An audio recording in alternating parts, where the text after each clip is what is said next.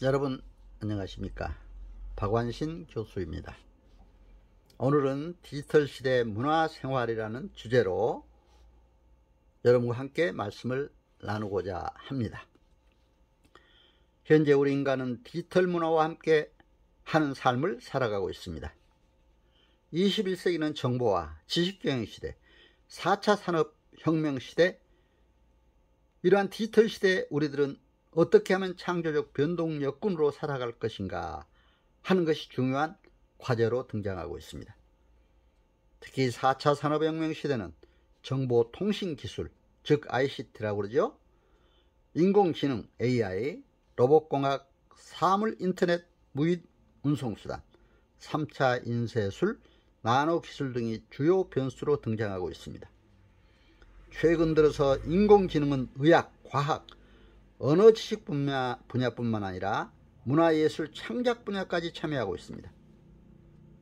예를 들면 인공지능이 즉흥적으로 작곡한 곡에 맞춰 춤추는 현상을 봐도 알 수가 있습니다.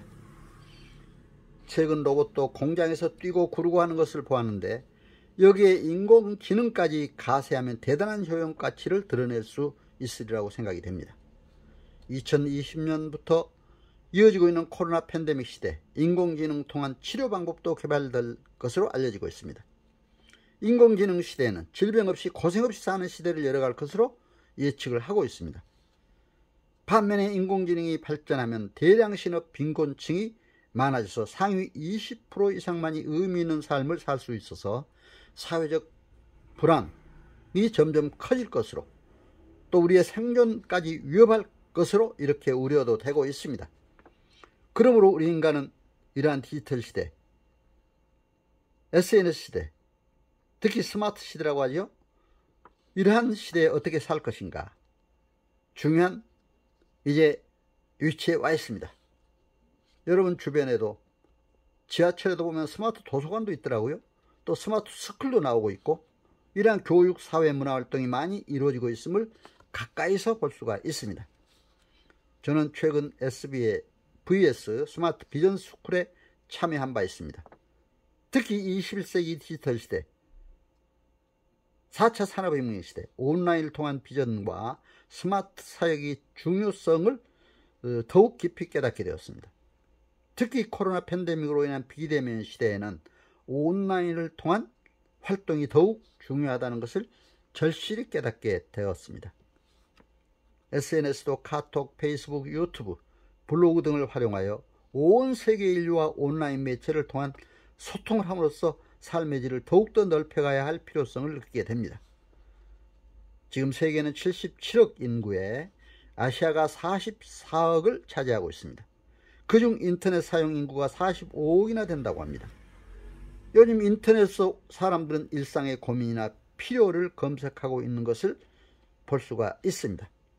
국적, 민족, 지리, 연령을 초월하여 SNS 통한 국제사회 환경이 열려있음을 알고 온라인 활용의 구체적 방법을 마련해야 합니다. 이제 우리들은 디지털 시대, SNS 시대, 인터넷, 구글, 유튜브, 페이스북, 카카오톡, 인스타그램, 블로그 등 모든 SNS 매체를 활용하여 세계 인류와 소통하고 삶의 질을 확장시켜 나가야 할 때입니다.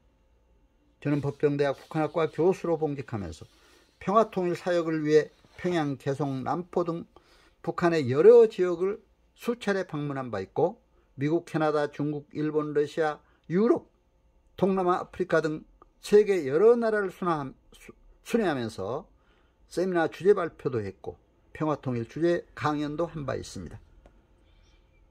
특히 저는 디지털 시대, 정보화 시대, 사이버대 총장을 역임한 경력으로 최근 코로나로 인한 거리두기, 비대면 온라인 시대, 행정시험, 공직자 출신 등 국가 전문 자격사에 대한 온라인 교육을 많이 실시하고 있습니다.